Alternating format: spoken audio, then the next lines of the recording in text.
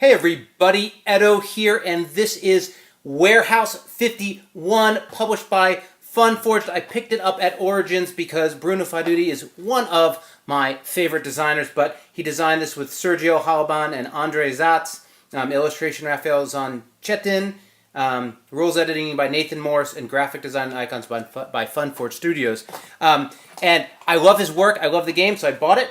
And actually I was walking around, and the guy with a bunch of games in my hand, and the guy behind the counter at Funforge Passport saw me, and he was like, "Hey, need a bag?" And I was like, "Yeah, that's awesome, and I need that game, so I'll buy it." Anyway, so this is a auction bidding game that I really enjoy. I mean, I really like this game. The premise here is it's, the world is bankrupt, the United States is bankrupt, and everyone's selling off all these famous artifacts, and they're all from different cultures, but the art in this game is just spectacular, as are the fun theme. Now, Seth Johnson, who I play a lot of these games with, he felt the theme, while awesome looking, was a little bit tacked on in that the abilities don't really match the cool items. He's certainly right, but I did not have a problem with that myself.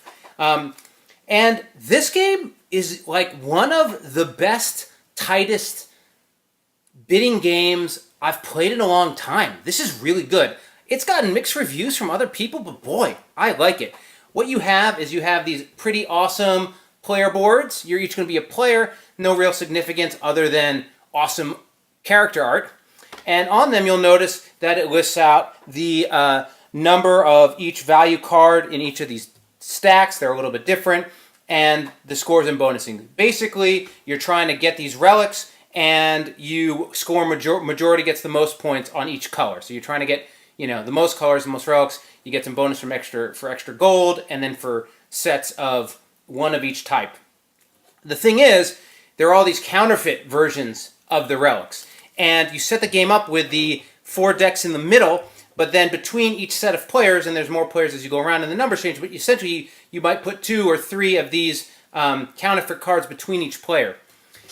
The players have access to the counterfeit cards next to them, but not the ones that are far away. So if in a 3-player game, I could see the ones I shared with this player and the ones I share with this player, but not the 2 that they share. So we all have an idea of what's counterfeit, but we don't know what everything's counterfeit. We're then bidding on stuff, and all the cards come out, and they're in a set that are worth different values, but many of them have special abilities that have a huge impact on bidding and everything. And so there's open auction, where just starts, you're going around, who's going to bid the highest and passing. And then some of them are closed fists, reveal type auctions. And the cards dictate what it is. Each one has a special ability. The abilities are really interesting. But the coolest thing about this game is money. When somebody wins a bid, they don't put the money in the middle. They pay the player to their left. So there's this super interesting dynamic as money is flowing around the table in this closed circuit. You can sell into the center to the pawn shop and pull out more money and pass it around. But what a little awesome idea. Again, I have to say, I know there are a lot of people who don't like this game. I'm not quite sure why. You got to like auction and bidding games. You're just bidding and bidding and bidding. That's the game. But the dynamics of the card, the way it looks, the way it works, I had a great time with this game. I really like showing it to people and playing it, so highly recommended. Subscribe, share, and all that good stuff. Most importantly, play some great games. Thanks. Bye.